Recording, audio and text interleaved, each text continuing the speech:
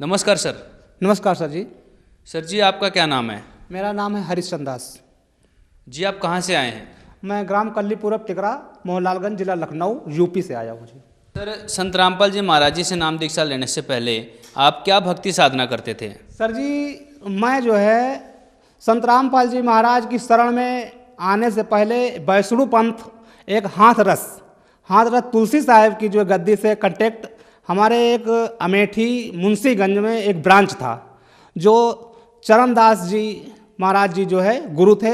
वहीं से हम भक्ति करते थे और वहीं से हमारे पिताजी संत भी थे। जो हमारे पिताजी थे तो सर जी उनको कोई लाभ नहीं हुआ, कोई खास लाभ क्या, भक्ति करते करते भी उनको टीबी हो गई और टीबी होने के बाद जब हम लोग दवा भी कराते रहे सर जी, कोई लाभ नहीं मिला। फिर हम उनमें बहुत परेशान हो गए, दवा कराते कराते कोई लाभ नहीं सर जी हुआ।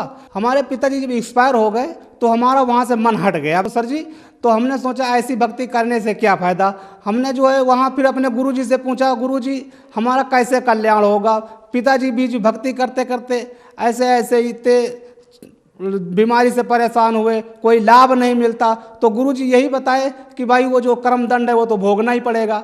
तो सर जी हमने जो उनसे पूछा कि गुरुजी जब हमारे कर्म दंड भोगना ही पड़ेगा तो ऐसी भक्ति करने से क्या फ़ायदा। सर, आप संत रामपाल जी महाराज जी के शरण में कैसे आए?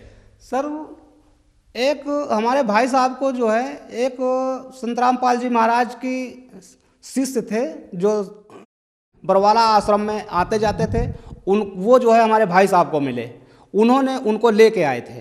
तो हमारे भाई साहब संत रामपाल जी महाराज की शरण में आए और यहाँ से जब गुरुद्वारे से गए संत रामपाल जी बरवाला आश्रम से, तो यहाँ की सारी कथा हमको बताई कि वहाँ जो है बहुत अच्छा ज्ञान मिलता है।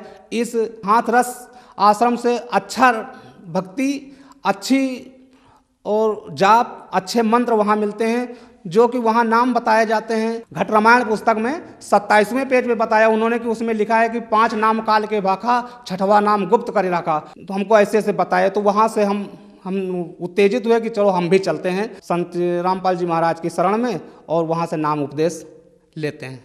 तो सर जी यहाँ पर हमने ये देखा कि सर जी ये संत रामपाल जी महाराज अपने सत्संग में ये बता रहे थे कि घट रामायण के 27वें पेज पे ये बताए कि 5 नाम काल के भाखा, 6वां नाम गुप्त करी रखा। तो हमारे अंदर एक ऐसे झटका जैसा लगा कि हमें तो केवल एक दोहा जैसा बताया जा रहा था भगत जी कि उबार गुरु सत्यनाम श्री तुलसी साहेब की जय, उबार गुरु सत्यनाम श्री तुलसी साहेब की जय। तो ये तो कुछ भी नहीं था। और उसमें घट रामायण में ये लिखा है कि 5 नाम काल के भाखा, 6वां नाम गुप्त करी रखा। उसमें तो ये भी काल के जाल में और वो भी 5 नाम नहीं मिल रहे थे। तो भगत जी हमें बहुत झटका जैसा लगा।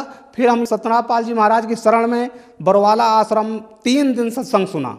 फिर तीसरे दिन हमने नाम उपदेश लेकर के जब चले गए, फिर हमको जो है अच्छी भक्ति मिली और वही भक्ति कर रहे हैं। सर, संत रामपाल जी महाराज जी से नाम दीक्षा लेने के बाद आपको क्या लाभ प्राप्त हुए?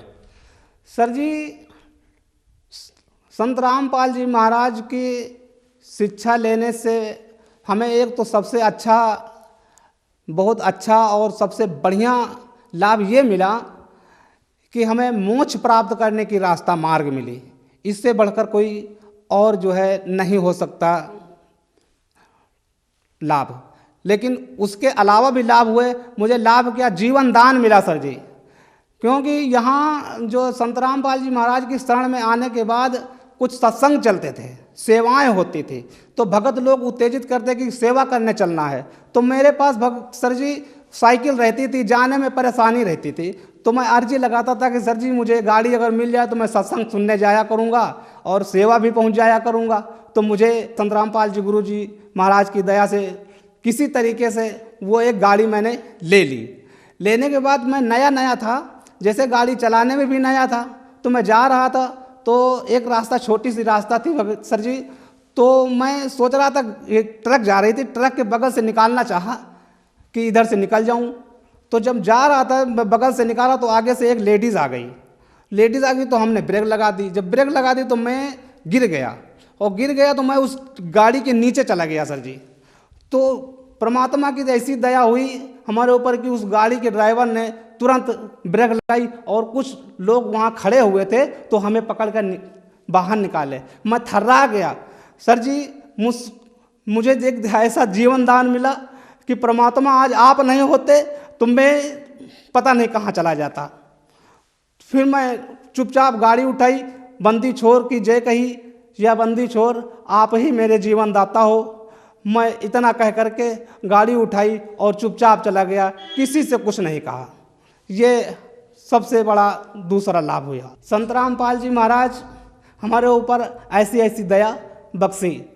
सर जी और एक छोटा सा लाभ ये हुआ कि हमारी पत्नी के एक एथराइटिस हो गई थी। हमारी पत्नी ने नाम नहीं ले रखा था पहले, तो हमने दवा कराया लेकिन कोई जो है फ़ायदा नहीं होता था। तो हम उनसे कहा चलो नाम ले लो, तो उनको भी लेके आए, नाम दिलाए संत रामपाल जी महाराज से। तो उनका जो है एथराइटिस बिल्कुल ठीक, अब जो है 2-3 साल हो गया, अब बिल्कुल एक पैसे की दवा भी नहीं होती और वो आती भी हैं सत्संग में, सत्संग सुनती और हम लोग हंसी खुशी से रहते हैं। सर एक ऐसे संत रामपाल जी महाराज, वो आज जेल में हैं, लेकिन जेल में होते हुए भी संत रामपाल जी महाराज जी की लोकप्रियता दिन प्रतिदिन बढ़ती जा रही है। संत रामपाल जी से श्रद्धालु दिन प्रतिदिन जुड़ते जा रहे हैं, इसके पीछे क्या कारण है?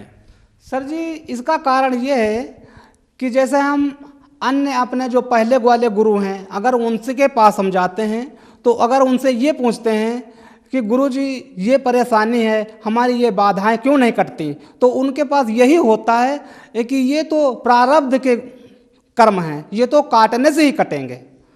और फिर हम इधर संत रामपाल जी महाराज की शरण में इधर बरवाला आश्रम आते हैं तो यहाँ देखते हैं कि संत रामपाल जी महाराज शास्त्रानुकूल ज्ञान देते हैं। तो उधर हम अपने पहले वाले गुरुओं से अगर ये पूछते हैं कि गुरुजी हमारी ये कष्ट क्यों नहीं कटते, तो ये कहते हैं कि ये तो प्रारब्ध के कष्ट हैं, इनको भोगने से ही कटेगा। संत रामपाल जी समाधान करते हैं, वेदों अनुसार ये बताते हैं कि मासा घटे न तिल बड़े, विधना लिखे जो लेख, साचा सदगुरु मेट के ऊपर मार दे मेख।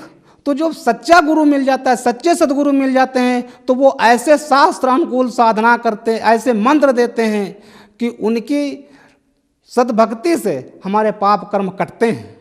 यजुर्वेद अध्याय 5 के श्लोक 32 में ये भी खोल खोल दिखाते हैं कि वो परमपिता परमेश्वर कबीर साहब ऐसे हैं जो हमारे प्रारब्ध के कष्ट भक्ति से काट देते हैं। सर जी ये बरवाला आश्रम संत रामपाल जी महाराज के पास एक ऐसा सर्वोत्तम ज्ञान है जिसके साथ समाधान भी है, शंकाएं समाधान है। जैसे अन्य भगत दूसरे अस्पतालों में, दूसरे चिकित्साओं में किसी के कैंसर हो जाता है, किसी की टीबी हो जाता है और पैसा लगा लगा करके परेशान हो जाते हैं पर नहीं ठीक होता है। संत रामपाल जी महाराज की शरण में आकर के ज्ञान लेने के बाद वो ऐसा बिल्कुल ठीक हो जाते हैं जैसे कि कोई जादू की छड़ी घुमा दिया जाती है।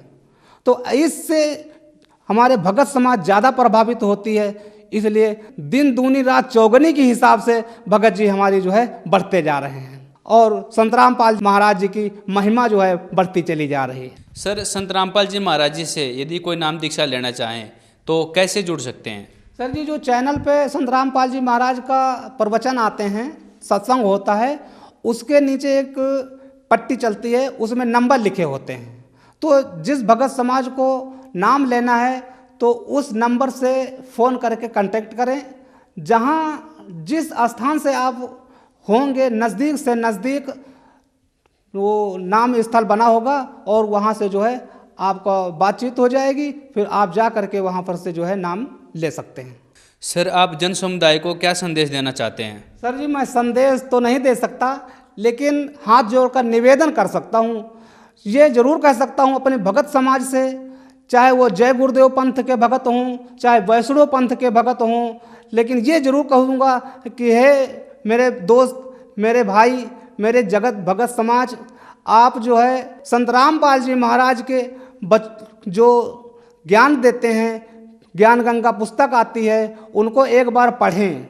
और 7:40 से 8:40 तक सत्संग आता है, उनको एक बार उनको ध्यान से पढ़ें देखें, सत्संग को देखें और उनके जो है वचनों को सुने और अपना जो है कल्याण कराएं। धन्यवाद सर।